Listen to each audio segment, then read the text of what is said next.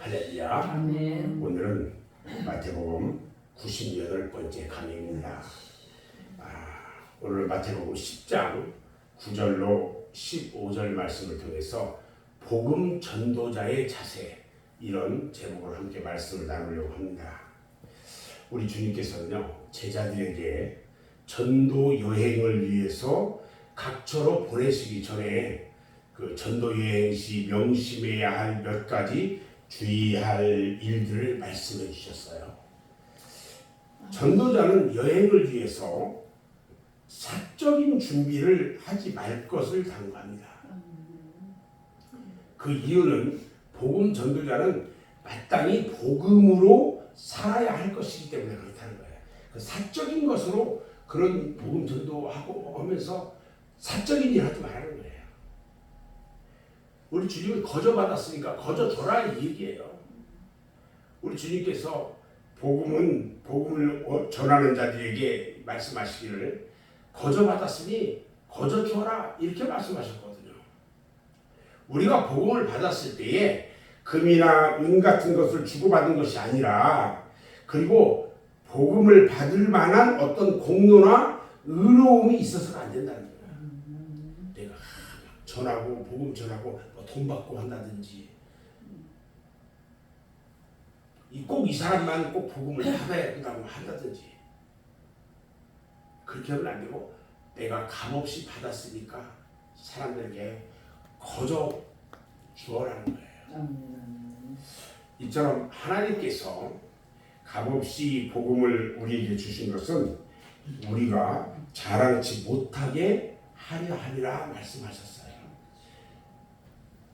하나님께서 세상에 천한 것들과 없는 것들을 택하시고 있는 것들을 폐하려 하시라니, 이는 아무 육체라도 하나님 앞에서 자랑하지 못하게 하려 하심이라, 이렇게 말씀하셔요.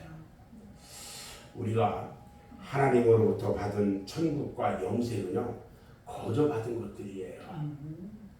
그런데도 복음 전도자가 만일 거저 주지 않는다면 그 사람은 싹군에 해당될 것이라는 거죠. 병자를 고치는 하나님의 권능이나 복음을 전하는 일을 가지고 자신의 어떤 유익을 추구하는 데 사용한다면 이것은 복음을 전하는 사람의 자세가 아니다는 거죠. 권능을 행한 후에 물질을 요구한다거나 병을 하나님의 권능으로 고친 후에 어떤 금품을 요구한다면 이것은 잘못된 전도자다. 그런데 오늘날 하나님의 권능을 받았다고 하는 많은 하나님의 종들이요, 어떤 특별한 집회를 통해서 공공연히 성도들로부터 금품을 요구하는 사례가 많아요. 예를 들어서 집회를 같은 걸 하면서 그곳에 온 사람들 중에 일부를 별도로 만나고 전화번호를 받아서 무슨 일만 있으면 전화하고, 이런 일들, 이것은 정말 잘못된 것들이다. 어떤 사람들은요, 오늘 10절에서 말씀하는 것처럼 목회자에 대해 오해하는 경우가 있어요. 그런데 우리는요, 그 다음에 말씀해 주신 주님의 말씀을 들어야 한다는 거죠. 일꾼이 저 먹을 것 받는 것이 마땅하니라, 이렇게 말씀하셨어요. 복음 전도자는요, 하나님의 일꾼이에요. 일꾼은 어떤 일꾼이든지 그 일터에서 먹을 것을 공급받을 권리가 있다는 거죠. 그래서 복음 전도자들을 영접하지 않는 일에 대해서 심판날에 소돔과 고모라의 땅이 그 성보다 견디기 쉽다라고 비유하면서 경종을 울려주셔요. 그래서 이 복음 전도자들이 와서 하면 간단하게 대접하는 것, 이런 것들은 해야 된다. 사도 바울은 이 일에 대해서 디모데전서 5장 17절 18절에서 이렇게 말씀하셔요. 잘 다스리는 장로들을 배나 존경할 자로 알되 말씀과 가르침에 수고하는 이들을 더할 것이니라. 성경에 일렀으되 곡식을 밟아 떠는 소의 입에 망을 씌우지 말라 하였고 또 일꾼이 그 삭을 받는 것이 마땅하다 하였느니라. 그러니까 어떤 이제 성도들은 그런 얘기를 하더라고요. 목사님들이 신방 오는 게 부담스럽대요. 안 왔으면 좋겠다고. 저희 교회에 나왔던 분들 중에 한 분도 지금은 나오지 않는데 그분도 신방 오는 것이 부담스럽대요. 그래서 안 오는 게 좋겠다고 거부했어요. 그런 것을 제가 하나하나 그런 이야기를 하지 않는데 결국 그 사람이 떠나가더라고요. 주님이요 제자들에게 거저주라고 하신 말씀은요 전도자들이 복음을 전하는 자세를 말하는 것이에요. 말씀의 가르침을 받는 사람들은요 하나님의 말씀에 의해서 복음 전도자를 합당하게 영접하고 예우해야 한다는 거예요. 왜냐하면 주의 종들이 가면 거기에서 그 사람을 위해서 그 가족을 위해서 사업을 위해서 축복해 준단 말이에요. 그리고 우리가 이 복음을 전할 때는 그 상대방에 대해서 평안하기를 빌어라 이거죠. 축복해 주라는 얘기예요. 하나님은 우리가 모든 사람들에게 하나님의 축복 줄 수 있기를 원해요. 복음을 전하는 사람이 어떤 가정에 들어갔을 때에 반드시 그 집에 가서 먼저 그 집을 위해서 기도하며 복을 빌어주라는 거예요. 그래서 평안하기를 빌라 이렇게 말씀하셔요. 유대인들의 그 인사법을 보면 너희에게 평안이 있을지어다. 평안이 뭐예요? 샬롬이에요. 샬롬. 한번 얘기해보세요. 샬롬. 샬롬. 평안. 이 집에 평안이 있을지어다. 이게 샬롬이에요. 마음에 임하는 하나님의 평안과 가정에 임하는 하나님의 평안은요. 우리가 이 땅에서 받은 가장 큰 축복 중에 하나예요. 그래서 우리는 우리 같이 믿음의 형제들을 만나면 샬롬 이렇게 한단 말이죠. 우리 주님은 제자들에게 어느 가정에 들어갈 때는 꼭 평안의 복을 빌라고 하셨어요. 그러니까 샬롬 하는 거예요. 그런데 이 말씀 가운데서 우리가 알아야 할 축복 기도의 비밀이 들어있어요. 자, 그 집에 들어가면서 평안을 빌라고 했어요. 그 집이 이에 합당하면 너희 빈 평안이 거기 임할 것이다. 네가 그 사람들을 위해서 그 가족을 위해서 빌어준 평안 샬롬이 그곳에 임할 것이고 만일 그게 합당하지 아니하면 그 평안이 너희에게 다시 돌아올 거야. 아멘. 할렐루야. 아멘. 너무 중요해. 이게 평안의 비밀이에요. 우리가 빈 복이 임할 수 있는 합당한 가정이 있고요. 그렇지 않은 가정도 있다는 거예요. 그러니까 내가 평안을 가서 빌어주고 축복을 해주고 하는데 봐요. 목사님이 신방을 가잖아요. 그 집에 축복해주러 가는 거예요. 그런데 그것을 우리는 부담스러워 그러니까 받기 싫다고 안 받아. 그럼 그 집을 위해서 별도로 축복해주지 않아요. 안 받는데 무슨 축복을 해줘요? 복을 받을 가정이면요. 복음을 받아들이는 가정을 이야기하는 거예요. 복음 전도자를 영접하지 않는 가정이에요. 그들이 복을 빌어주고 머물러 있을 수는 없다는 거죠. 그런 경우에 그 복이 축복한 자에게 되돌아온다고 하셨단 말이죠. 이 복이야말로 전도자가 받을 놀라운 축복이 아닐 수가 없다는 거예요.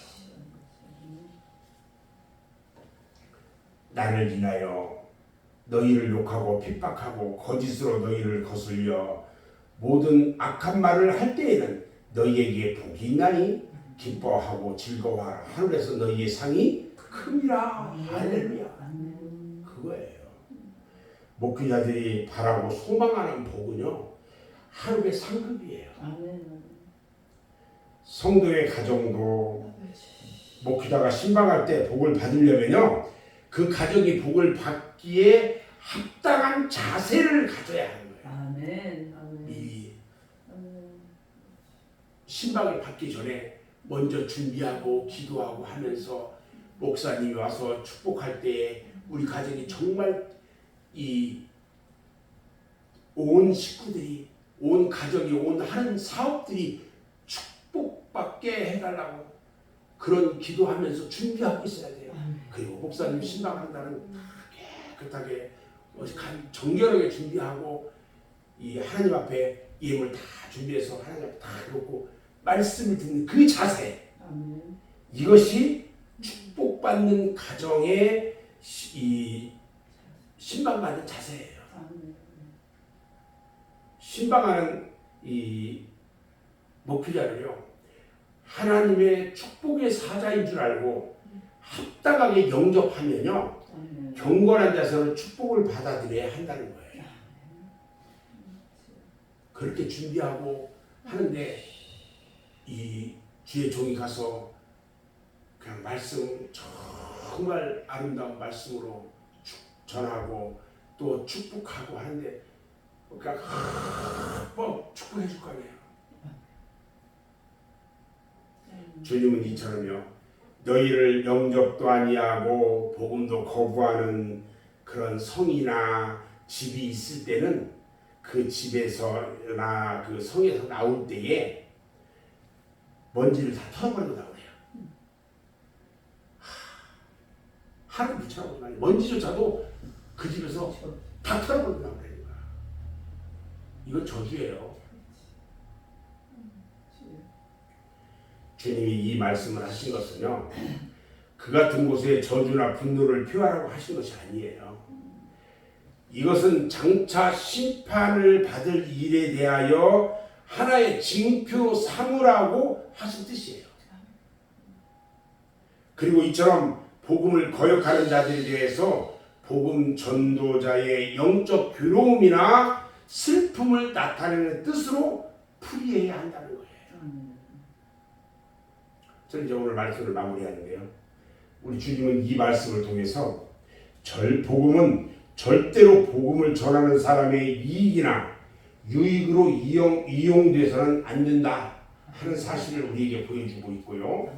또 복음 전도자를 맞이하는 사람들은 마땅히 기쁨으로 영접하고 합당한 대접을 해야 한다는 사실을 알려주고 있어요.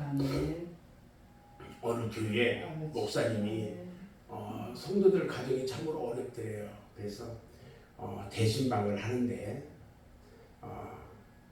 어느 집에서 먹을 게 없는 거, 대접할 먹을 게 없는 거예요. 그래서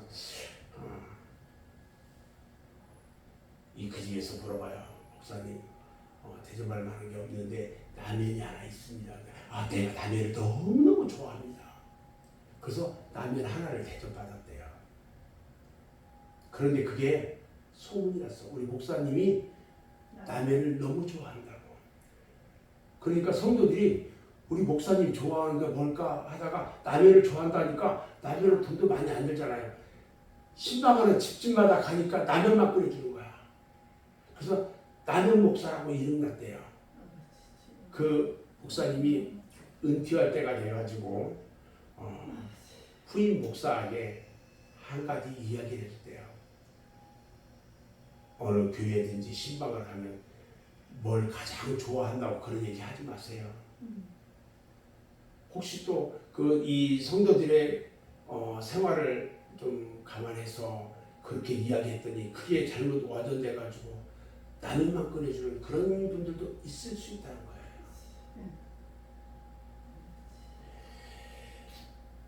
복음 전도자를 맞이하는 사람들은요, 마땅히 기쁨으로 영접하고 합당한 대접을 해야 한다는 사실을 알려주는 거예요.